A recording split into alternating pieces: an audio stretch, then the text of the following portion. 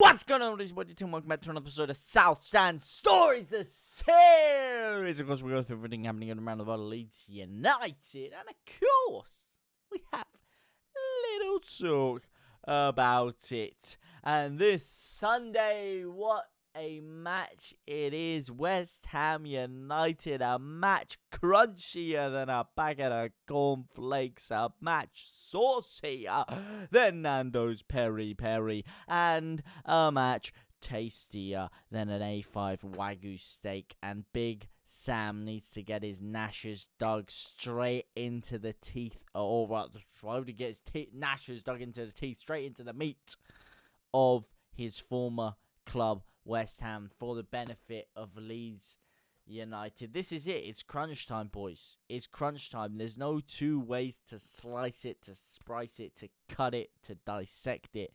This is the moment that we've been waiting for. We've been staring down this reality for the past month now. We hoped, and we really, really, really did hope, that by this point in the season, we would have pulled out some sort of magic and we'd be safe by now and we wouldn't have to go down to the wire like we did last season. But unfortunately now the situation is as this. It doesn't matter how well we do, it will go down to the last game of the season. Even if every single result goes our way this weekend, which I hope it does, fingers crossed it does, it still will go down to the last game of the season as a best possible outcome for Leeds. But we have to win. We have to win. There's no other option. A draw or a defeat is certainly not good enough. By no stretch of the imagination is that good enough for Leeds. A win is minimum 3 points. If we don't get 3 points, well, we are up shit's creek without a paddle. That's right. That paddle has gone into the rafters. It has gone out there. And we're gonna have to get our snorkels out, mate. We're gonna have to get our snorkels, our armbands, and we're gonna have to be waving out to the ships going past, praying that one of them's gonna pick us up, praying that the flipping Titanic will pick us up, and that thing sunk. All right. I'm starting to get scared. How are you guys feeling? How are you guys feeling about this game on Sunday? Obviously, West Ham now into the final of a European competition, which is going to be a couple of days after our game. So that could be something that benefits Leeds. When I saw them go through, I was actually quite excited. I was not excited. That's the wrong word. I was quite happy because that does mean that potentially they might take their foot off the gas against Leeds. Potentially. It might not work that way. Maybe it could work in the fact that they have players that are trying to get themselves fit for their European games. Or not just fit, but they want to get themselves back into the squad.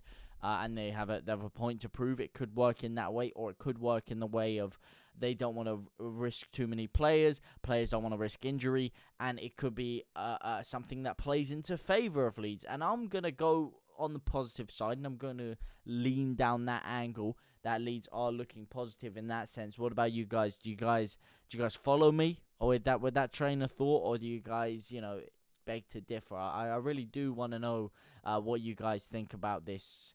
This might be. I'm not even gonna put negative energy out there. But this is the last 2 games of the season, and before we do end the season, I do want to talk to the people whose opinion matters most, and that is you guys, and really find out what you guys think about this season and everything that's going on. And I have been reading your guys' comments actually recently. You guys were talking about mic issues, and I know, believe me, I went back and I couldn't believe it. I mean, I had the thing like maxed up in my ears, so I couldn't really tell. But it did sound like I was flipping whispering in there. The mic was low. I turned it down because back before, it was hella loud. It was distorted. It was going all over the gaff. So I thought, maybe I just notch it down a little bit. That should work. But it ended up going too low. And it sounded like I was whispering into the mic, doing some ASMR action in there. But alas, I'm looking at this now. The levels seem to be Gucci, and hopefully the levels of those Leeds United players seem to be improving. And I have to say, in the last game, they were vastly improved, and they have become vastly improved since Big Sam's come in. I mean, he's even managed to turn Weston McKennie into what looks like a bit of a serious player, although there's weird reports coming out recently that apparently he's going to go to Brighton for £21.4 million, which doesn't really make any sense to me because the deal was... Oh, well, it could make sense if Leeds... well, hopefully that doesn't happen, but if Leeds weren't to stay in the league, then we wouldn't be making his move permanent. But the rumours were saying if Leeds were to stay in the league, then Brighton would still make the deal for 21.4 million, but we're obligated to buy him for 30 million. So that whole stuff is slightly confusing, I must say. It is slightly confusing. But nonetheless, he was actually pretty good. He was actually pretty good in that Newcastle game, I have to say. And Leeds very unlucky. We touched on it to death about how unlucky we were not to get the 3 points in that game. How much we really wasted that opportunity, especially with those penalties. And I don't condone the abuse that Patrick Bamford's been getting. Look, mate, if you're out there giving Patrick Bamford abuse on Twitter, just give your head a wobble, son. Give your head a wobble. It's football. It's life. Mistakes happen. Of course, I'm going to criticize him for it. Of course, you guys are going to criticize him for it. He's a footballer.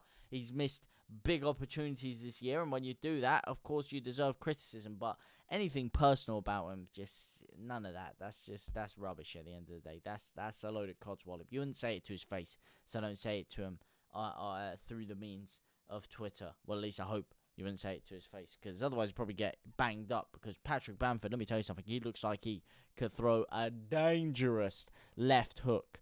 I wish his left foot was that dangerous, mind you. But hey, alas, c'est la vie. That is life. Wow, the nerves are really starting to kick in. The nerves really are starting to kick in. But like I said, West Ham is a game that I do think is very winnable for Leeds. Very, very winnable. And I think if we do win it, we will potentially be able to, fingers crossed, get out of the relegation zone in this last week. Because the key for me is going into that Tottenham game with everything in our hands. That's the key for me. As long as we go into that last game of the season and it's in our hands, if we win, we stay up. That's giving yourself the best chance possible. You do not want to be going into that last game of the season like we were the year before, or last season rather, where you're hoping on results for other people. Not a good position to be in. Not a good position to be in at all. And if we do that, then, I feel like, I don't know. I feel like we could be testing our luck a little bit too much there. We really could be. If we don't win tomorrow, I really don't see how this is going to work, personally. But I may be wrong. I've been proven wrong before. I just really hope we win. I hope Big Sam can get in that changing room and just work some magic. It is his former club, like he said, so that could be another factor going into it. Big Sam, he is a shithouse, and what's more shithousery than defeating your former club en route to survival? It doesn't get any more shithouser than that. It doesn't get any better than that. And I've just looked over to the camera there, and I just realised I look like an absolute Pringle here. I look like I've got burnt arms, I've got highlights in my hair, I've got the hairband on, and it's kind of out, and I'm wearing this red tank top thing. I literally look like I'm some Brit abroad on holiday, but I'm actually not. It was the first thing that came out of my drawer, believe it or not. And it is actually boiling in my room. I'm feeling the heat. This relegation battle is getting to me. I'm feeling the heat right now. I'm under the cosh. Oh, man. Some of those players, really need to act like they are also under the cosh, though, and start waking up with some of their performances. Some of the players that I do think have vastly improved and that I would start in the game would include Weston McKennie, would include not Patrick Bamford, sorry, bloody hell, you stuck in my head, Rodrigo Moreno. Rodrigo Moreno looks a lot happier now. Wilfried Gnonto's a funny one. It's a funny one. Everyone's been clawing for him to start, but when he came on, when he's come on recently, he hasn't really set the world alight. I'm not going to lie to you. He hasn't set the world alight. Firpo's obviously going to be out. So I don't know if he's going to carry on playing Christensen in that back three, or if he's going to put Christensen left back in Firpo's role, or if he goes Struijk at left back in Firpo's role. Liam Cooper is apparently likely to miss the game as well, as still is Mark Rocker, Tyler Adams, Sinister, and Dallas all also out. So it's going to be interesting to see how he lines up. I want to know what you guys think he should do with that junior Firpo position, senior Firpo position, should I say. Who would you put at left back? Would you just go like for like, put Rasmus Christensen out there? Or would you put Struijk in there? Maybe go through it at the pack, put Jack Harrison left wing back.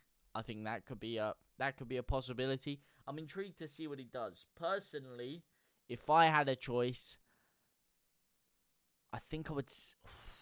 You see, I would like to stick with the three at the back, but I don't see how. I'm not gonna lie to you. I don't see how. Not even stick with the three at the back, but I'd like to deploy a three at the back. But I don't see how it works without Firpo. And that's not even because I'm waxing lyrical about Firpo, but the three at the back there, if you put Rasmus Christensen left wing back, who do we slide in at centre back? I mean, you could arguably put Struijk in there, but he hasn't looked very convincing. Actually, I think that's the only option, is to put Struijk there. Struijk can't play wing back.